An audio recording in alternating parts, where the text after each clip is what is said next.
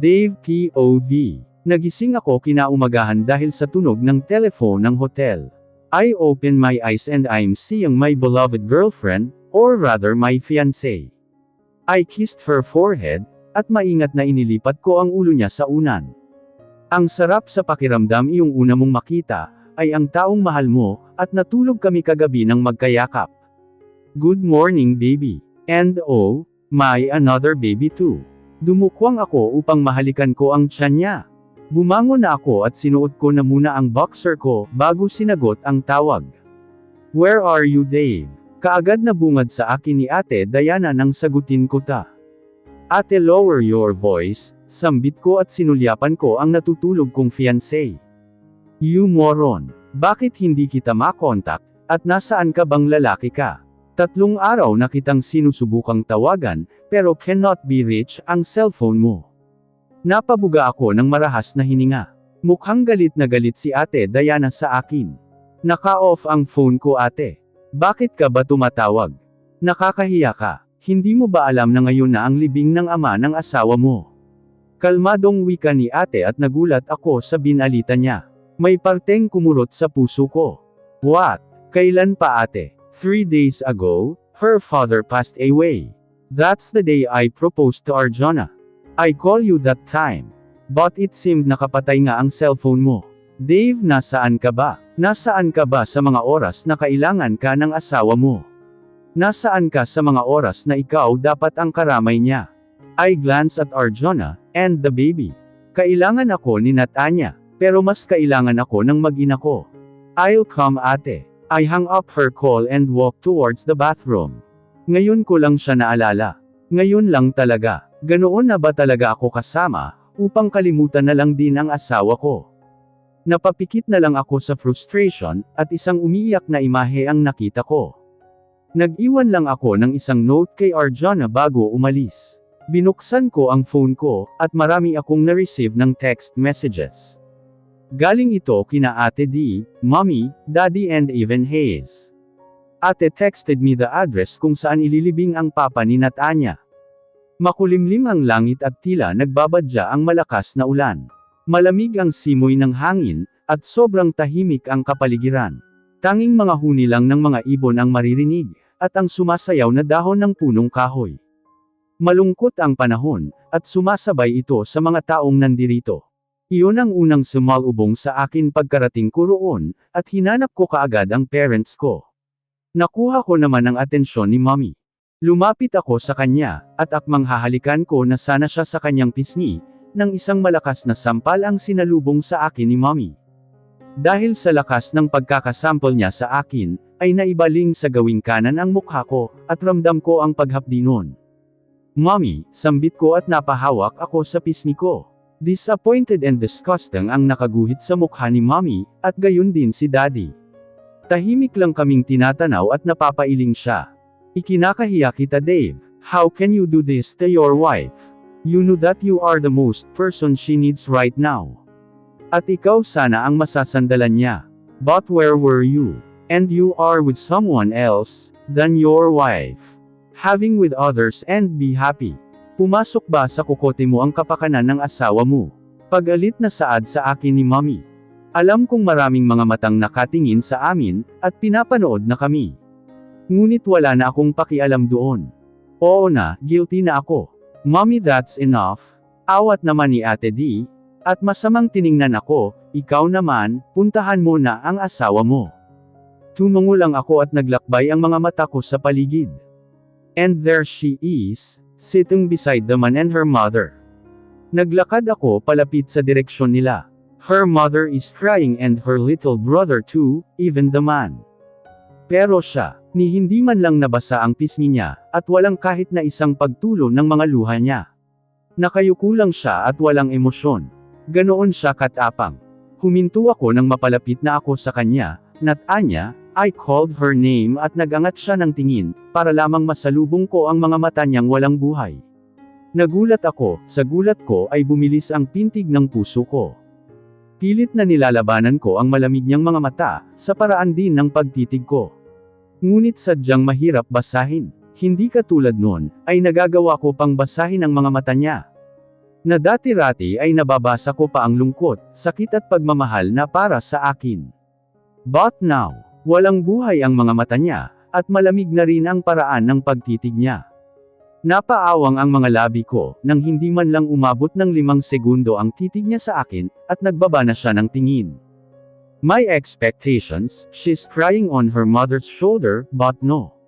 Hindi nangyari. You must be my sister's husband. The man asked me, coldly. Tumayo siya at nilapitan ako. Marahas na hiniblat niya ang collar ng damit ko, galit na galit ang mukha niya. He was about to punch me, but he stopped when his sister spoke. Stop it, Pex. Ililibing na si Papa, malamig na saad niya sa kapatid. Maski ang boses niya ay lumamig din. Na halos tumindig ang balahibo ko sa katawan.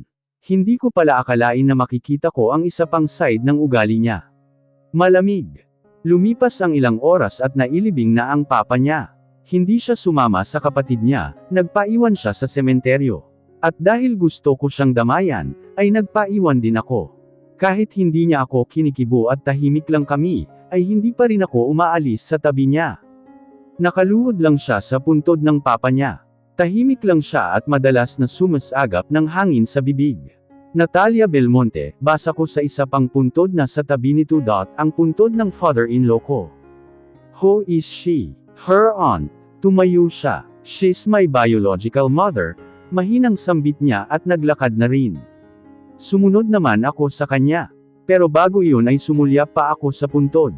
I'm sorry, Papa. Wait, did she said? Her biological mother. Then, stepmother niya lang si Mommy. Nakalabas na kami mula sa sementeryo, at lumapit naman kaagad sa amin ang mommy niya. Natanya, tawag ng mother-in-law ko sa kanya. Sumabay ka na sa amin, Natanya.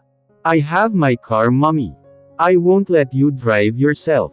The last time you were driving, ay muntik ka ng maksidente. I'm fine, Mommy. You don't have to worry about me, aniya at sumulyap pa sa akin. Kakaiba siya ngayon. Parang hindi siya yung Natanya na nakilala at pinakasalan ko. You didn't even crying, komento ng mommy niya, at bumantong hininga ito. I'm fine really. Mas okay sa akin ang makita kang umiiyak, Natanya. Nababahala ako sa iyo, ani ng mommy niya, at halata sa boses nito ang labis na pag-alala.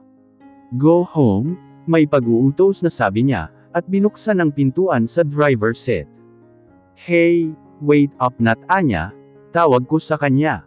Go home too, Anya. Wait, I'm leaving. Malakas na sinuri niya ang pintuan ng kotse niya, at nagmaneho na rin palayo. Hindi normal ang pagmamaneho niya, dahil halos paliparin na niya ang sasakyan niya sa mabilis na pag-drive nito. Ako ang mas natatakot sa ginagawa niya, that's so fast. Napaigtad naman ako nang may humawak sa kanang balikat ko, at pinaharap pa ako nito. Isang malakas na suntok sa pangako ang sumalubong sa mukha ko. Isa pang malakas na kamao ang tumama sa ilong ko. Halos mapapikit na ako sa lakas, at sakit ng pagkakasuntok niya sa akin. Pex, that's enough.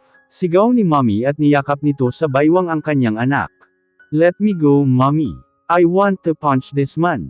I will hit you. Galit na sabi niya at masama pa ang tingin sa akin. Napahawak naman ako sa nasaktan kong panga, at ramdam ko ang pag-agos ng dugo sa ilong ko. Enough, Pex. How dare you hurt my ate ape? You such a jerk. I won't let you live in this world. Wala akong pakialam kung makulong man ako, at maging kriminal man, basta masaktan lang kitang lalaki ka. Sigaw niya at ramdam na ramdam ko talaga ang galit niya. You don't deserve my sister. Pex, hindi ko nagugustuhan ang mga sinabi mo. I swear, Mommy. I will punch him. Myself. Pilit na pumipiglas siya sa pagkakayakap niya mula sa kanyang ina, ngunit mas hinihigpitan lang iyon. Kaya ang matutulis na mga tingin niya lang ang pinapukol niya sa akin. At kung nakakamatay lang talaga ang tingin, ay baka kanina pa akong bumulagta sa lupa. Ganito pala ka-overprotective ang kapatid ni Natanya, na kahit maging kriminal pa ito ay wala pa itong pakialam. Well, he loves his sister so much. Muli siyang humakbang palapit sa akin, but someone stopped him, Natanya private secretary. That's enough, Sir Pex. Your sister will be mad at you. If you continue hurting her husband, he said, no emotions. I don't care. I want to hurt him, for hurting my sister. I don't care if my Ate Ape will be mad at me. He said angrily. What? Wait, Ate Ape. Pex. Her mom called his name. Bakit ba kasi sa dinami-rami ng lalaki sa mundo, ay bakit ito pa ang lalaking napili ni Daddy?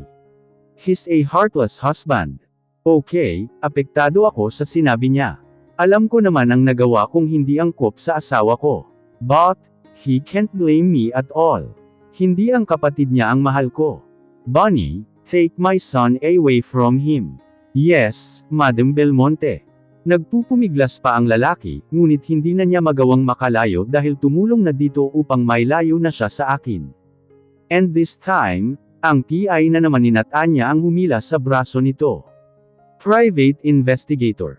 Pinasakay nila ito sa black BMW, at maya-maya lang pinaharurot na ang kotse ng mga ito.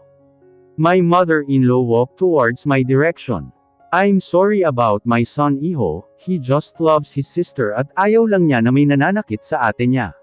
Dave, ikaw na ang bahala kay Natanya, at lingid sa kaalaman mo na we aren't in a good terms, she said, sadness was dancing on her eyes. Natatakot lang ako, dahil hindi ko man lang siyang nakitang umiyak. Kahit isang patak lang ng luha niya, ay hindi man lang tumulo at mas nawala ng ekspresyon ang mukha niya. Nag-aalala ako sa kanya, at baka makasama iyon sa kanya, sincere na wika ni Mommy, at napatingin ako sa kamay niyang nakahawak na sa kamay ko ng mahigpit. Nakikiusap ako sa iyo Dave, ikaw na ang bahala sa anak ko. You're here Dave? After all, she said, she smiled at me before she left me. Kumunat ang noo ko, Dave. It's 2 o'clock in the morning when I saw her car. Madaling araw na siyang umuwi. At kung bakit gising pa ako sa mga oras na ito, ay dahil hindi ako makatulog, noong na hindi pa siya umuwi, at wala rin akong ideya, kung saang lupalop ba ng Pilipinas siyang nagpunta. Nag-aalala ba ako sa kanya? Hindi ko alam. Tinungo ko ang pintuan, at nakita kong papasok na siya. Magsasalita na sana ako, upang tanungin siya kung saan ba siya nagpunta, ngunit kaagad na nagsalita siya. Gising ka pa, Anya? Hindi yun patanong, at malamig talaga ang boses niya. Where have you been? I asked her, in a very cold voice too. I don't know. Nag-joyride lang ako sa loob ng kotse ko buong araw, and I don't have any idea where do I'd stop, and stop asking me. I'm dead tired, she said at nilampasan na lang ako. Pinanood ko lang ang papalayong likuran niya. Bakit nakakapanibago? Sinundo ko si Arjuna sa Paradise Island, nang makauwi na sa bahay namin si Natanya. I was worried when Arjuna called me, and she was crying. Hinatid ko lang din siya sa kondo niya, saka ako bumalik sa mansyon namin. Natanya, aalis ka na ba? Hindi ka man lang mag-aagahan hiha? Tanong ni Aling Mela. Hindi po ako papasok sa trabaho ko ngayon. May pupuntahan lang po ako, malumanay na wika niya. Saglit na sumulyap siya sa akin, saka siya tuluyang lumabas. Now, she was giving me a silent treatment and a cold too. Baby, I'm so excited to see our baby, Arjuna said. Happiness and excitement were dancing on her eyes.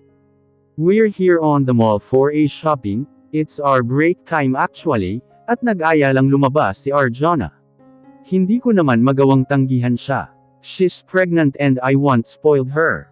Not because she carrying my child, but because I love her. Baby, sa 4th floor tayo, dali. May magagandang bagong item sila ng bag ngayon. Hinela niya ako patungo sa elevator, at hinintay lang namin na bumukas iyon.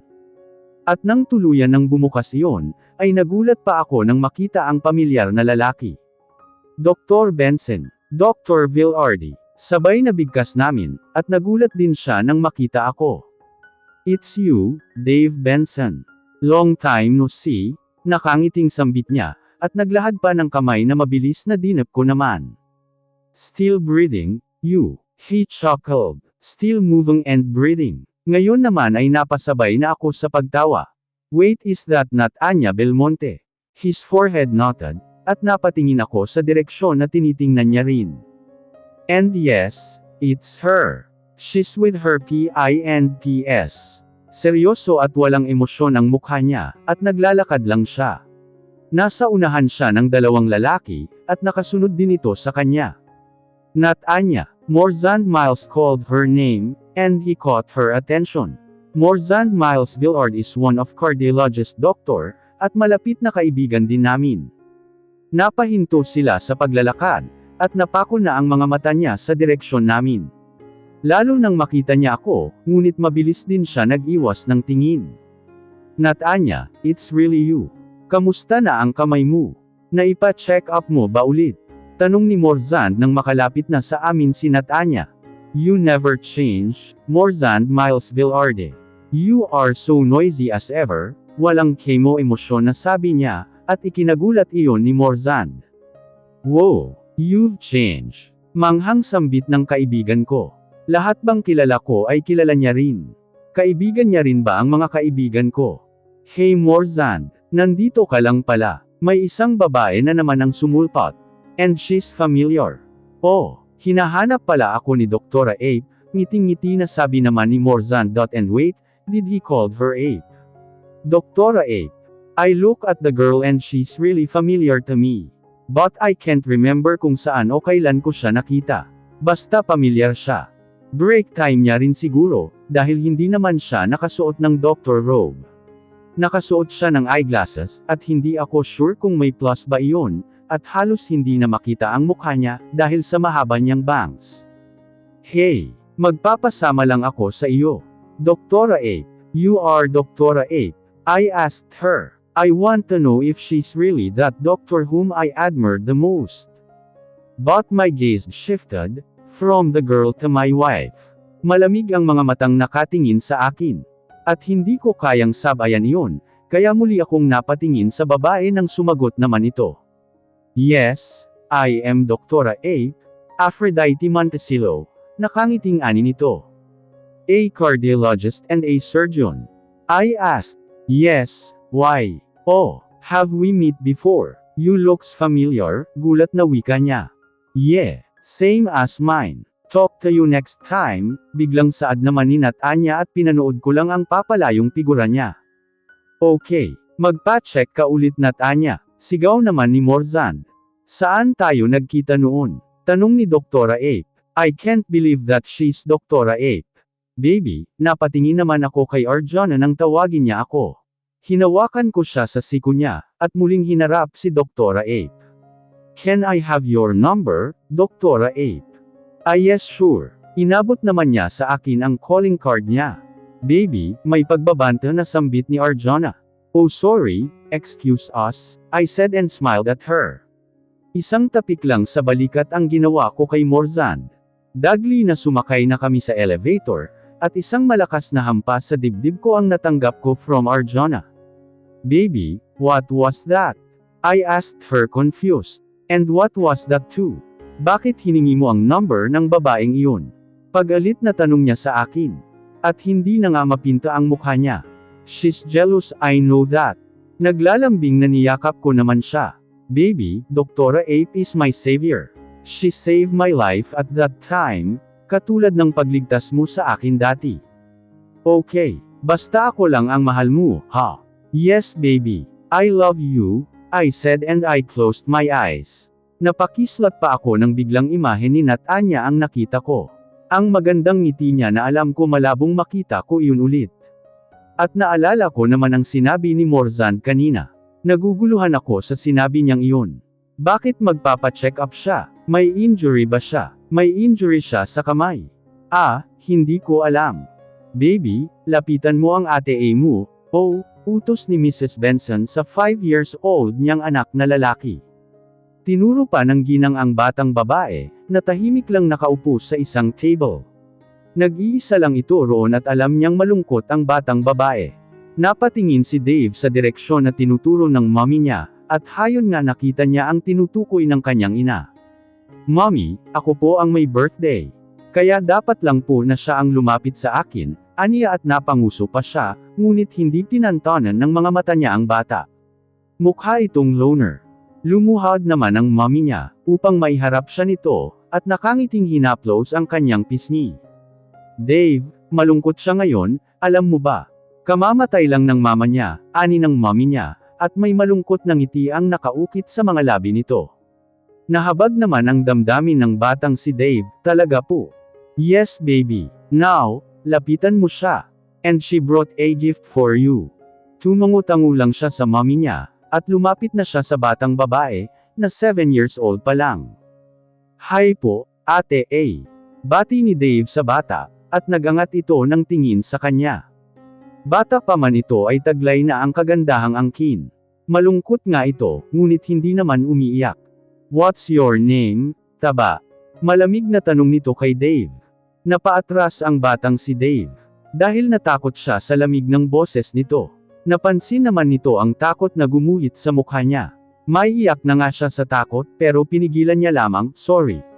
Did I scared you? Tanong nito at nawala na ang malamig na boses nito. Napalitan ng malambing na tinig, at lumambot na ang ekspresyon ng mukha nito. Tumango siya bilang sagot niya rito, at kumibot-kibot ang labi niya, na tila may sasabihin siya ngunit tumiklap lang iyon. I'm sorry. Anong pangalan mo? Tanong ulit nito sa kanya. Dave po, Dave Benson. Ikaw po. Tanong niya at napatingin ito sa mataba niyang pisngi. Tinusok-tusok naman nito ng hintuturong daliri nito ang pisngi niya, at nababasa ang amusement sa maganda nitong mukha. Napanguso siya sa ginawa nito, at ikinatawa naman ng batang kaharap. Ang cute mo, chubby chick. Ape ang name ko, nakangiting sambit nito, at nilero-laro na ngayon, kaya hayan, binayayaan siya ng chubby chick. Napapanguso nga siya sa ginagawa nito, ngunit hindi naman niya kayang sabihin na itigil ang ginagawa nito. Kasi nawawala ang lungkot nito.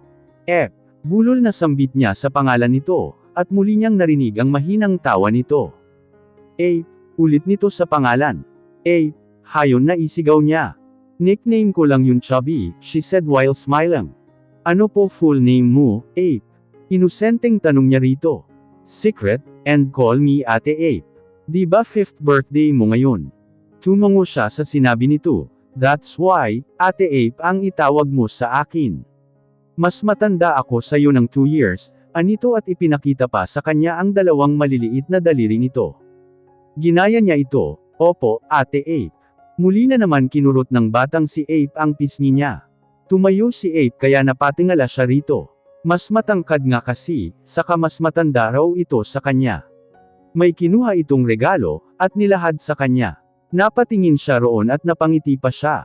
Marami na siyang gifts na natanggap niya, from his friends and relatives. But he was exciting to have her gift for him. Punit na ang labi niya sa kakangiti at tuwa.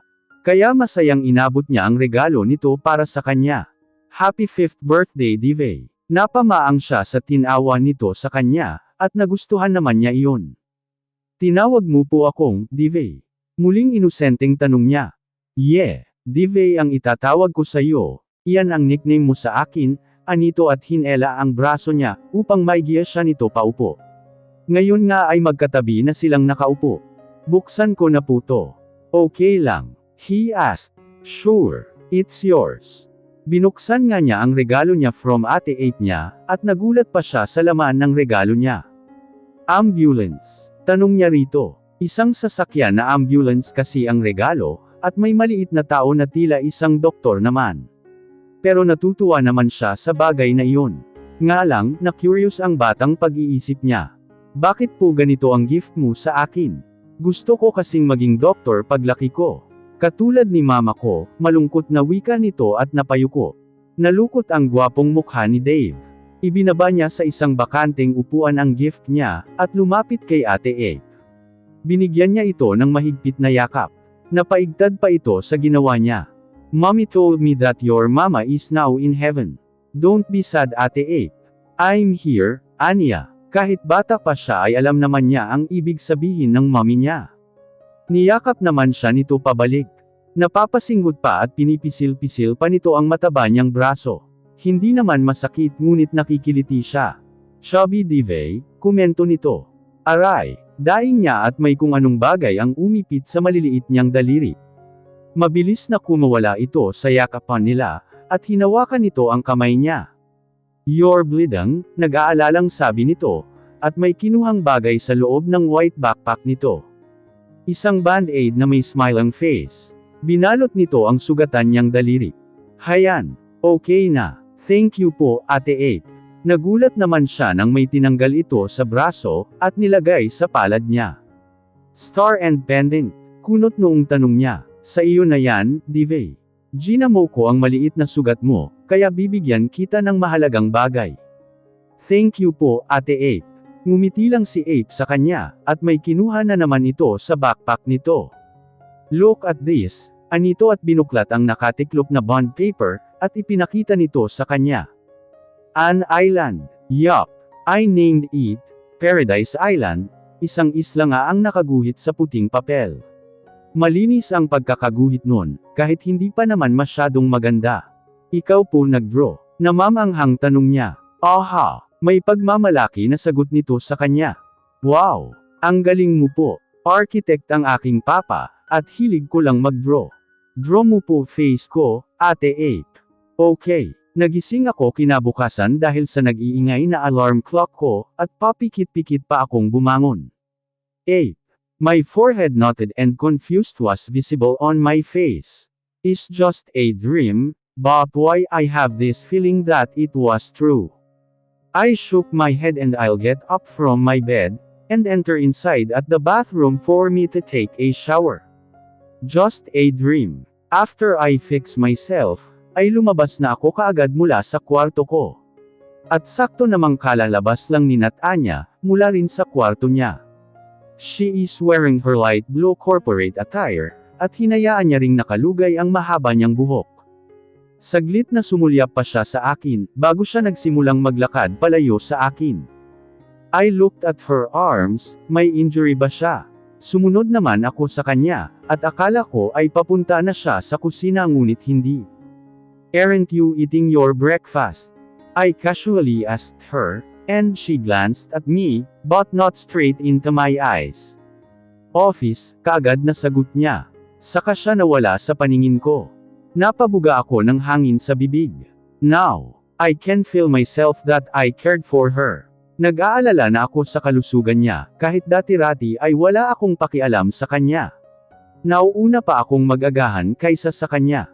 Wala sa sarili na pumasok na lang din ako sa kusina, at naabutan ko pa si Aling Mela na naghahanda ng agahan sa mesa.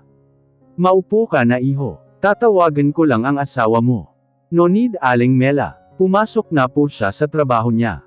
Ha! Na hindi man lang siya kumakain ng agahan niya. 5 araw na rin na wala siyang maayos na kinakain. Hayaan niyo na po siya. Matanda na po siya, sabi ko. I sipped my coffee when suddenly my phone rang. And it was Hayes calling me. Yes Hayes. Hey Hayes. Hey Dave. Pumunta ka sa orphanage. May check-up trip tayo together the co-doctors, papunta na ako dun. Actually, and pack your things, 3 days tayo and please bro, magpaalam ka sa asawa mo and be honest. Bye. Napakunot noo ako, be honest. Whatever. Sabay kaming pumunta ni Arjana sa orphanage, narito na din ang team namin, at nagulat ako nang makita ko siya. Dave, narito ka na pala, sigaw ni Hayes at dahilan na nakuha ang atensyon niya. Tumingin siya sa akin at kay Arjana, tsaka mabilis na umiwas. Hinela niya sa braso si Leo, kung hindi ako nagkakamali ay si Leo Vince Montano ang TL niya. Anong ginagawa nila dito? At bakit kasama niya? Selos ka no? Sinaman ko ng tingin si Hayes, at tumawa lang ang lalaki. Guys, breakfast muna daw tayo, before we start the work. Napalingon ako kay Doktora Ape. Hi Divy, narito ka na pala. Divy, tinawag mo akong Divy. Gulat na tanong ko sa kanya, at nginitian niya lang ako. I used to call you Divy, isn't it? Tanong niya at lumapit sa akin, humigpit naman ang pagkakahawak ni Arjana sa braso ko, kaya hinawakan ko to. Chill baby, sabi ko at humarap kay Doktora Ape. Hinawakan ko ang kwintas ko na may 3 pendant, at tinaas yun. This is yours. Tinaas naman niya ang kwintas niya, at medyo nagulat ako kasi parehas ang pendant. Collection, I remember the time I give that to you. So siya si Ate Ape. Pero iisa naman yun diba? Aray, daing ko at lumuhod. Dave. Nilapitan ako ng mga team ko. Ayos ka lang pare. Nag-aalalang tanong sa akin ng kaklase ko. May play kasi kaming basketball. Medyo masakit ang ankle ko, sambit ko at akmang tutulungan nila ako na pumunta sa klinik, nang may babaeng lumitaw at lumuhad sa harapan ko, naka-nerdy glass siya, at mahaba ang buhok na nakatirintas, mahaba din ang bangs niya, kaya buong mukha niya ay natakto ng bangs niya. Napaigtad ako nang hinawakan niya ang paa ko, at mariin na pinisil. Aray, na-spring lang ang ankle mo. Aray masakit, sambit ko. Masakit talaga sa una, lalo na kung didiinan ko sa pagpisil. Aray, stop it. Don't stop me, hindi ka mamamatay.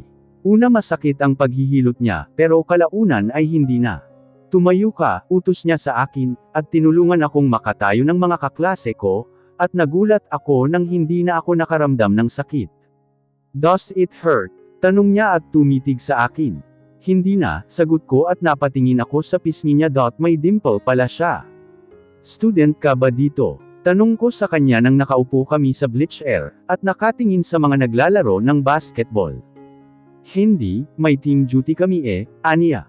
Anong pangalan mo? Tanong niya sa akin.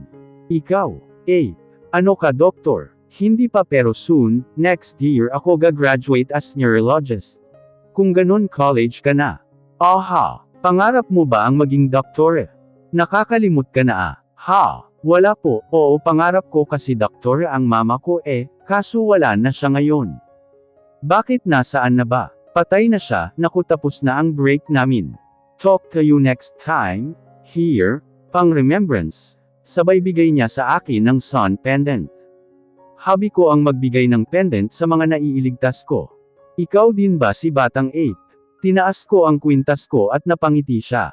Naalala mo na ako DV? Collection mo ba yan?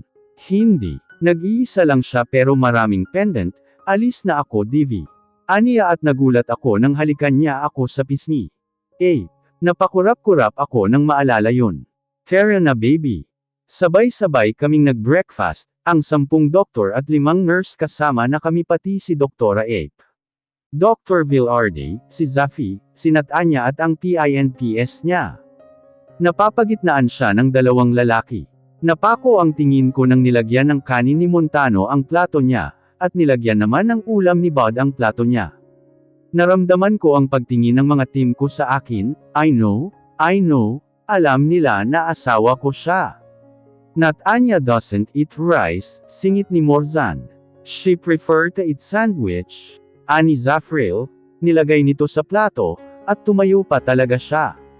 You forgot the coffee, ani Morzan. Sorry but my madam is changing, she eat rice for breakfast today, ani Bud.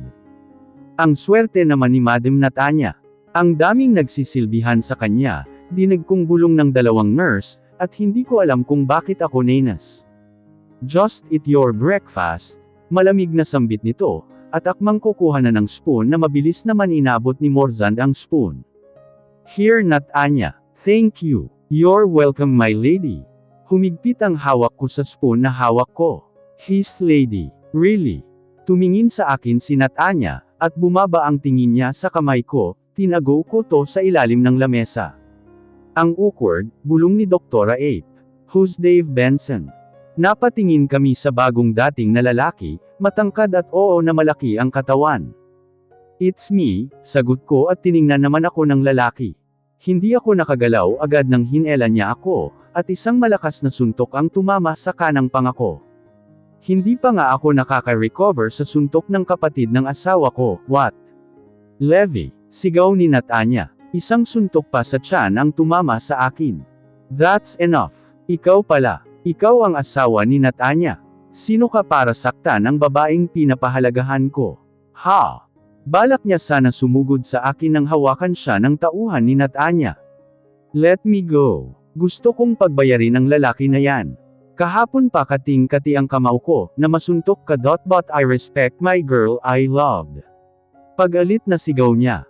My girl I loved. What the? Levi, malamig na banta ni Natanya. Kung hindi ko lang mahal si Natanya, ay baka masaktan kita, she's precious to us. Ni hindi namin yan pinapaiyak, tapos ikaw. What will you do to her? Hinela ni Natanya ang lalaki, at naiwan kaming natulala. What was that? Arjuna, you married to her Divi. Tumangulang ako sa tanong ni Doktora Ape. Wow, I didn't know, Morzan. Come here, gamutin natin, hinela ako ni Doktora Ape. Ako ang gagamot sa kanya. Sigaw ni Arjuna. It's okay baby, it's okay. Sambit ko at ginamot ako ni Doktora Ape, kaya galit na galit si Arjuna. I just hold her hands. She'll baby you're pregnant.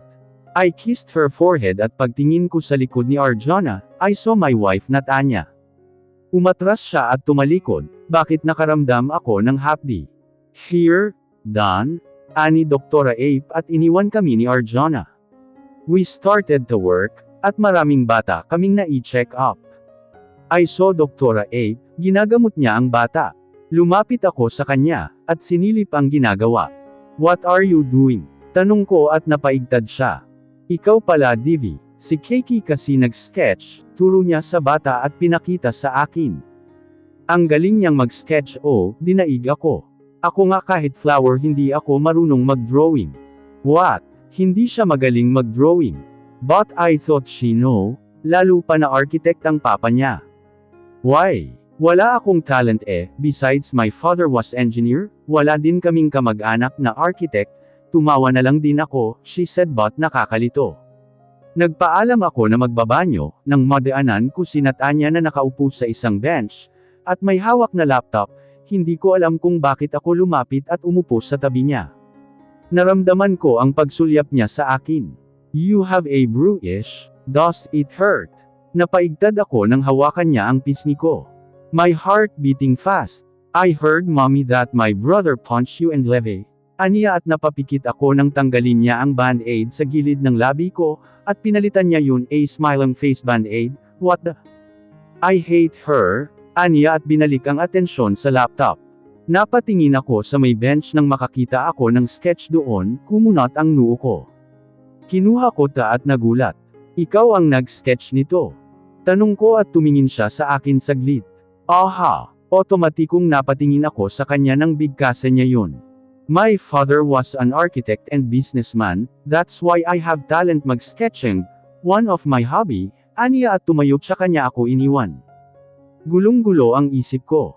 Ang batang Ape, ginamot niya ako at palaging smiling face ang band-aid niya, at marunong mag-sketch pero ang kilala kong Doktora Ape ngayon, ay walang talent mag-sketch, at hindi daw architecture ang papa niya.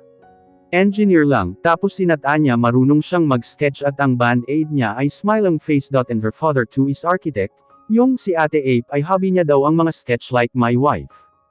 Doktora Ape is an cardiologist and surgeon doctor. But the Ape I know when I am high school neurologist siya. Ano ang totoo? Sino ba talaga si Ape at Doktora Ape? Does it possible na dalawa sila? But my wife is not doctor, actually she hate it. What the?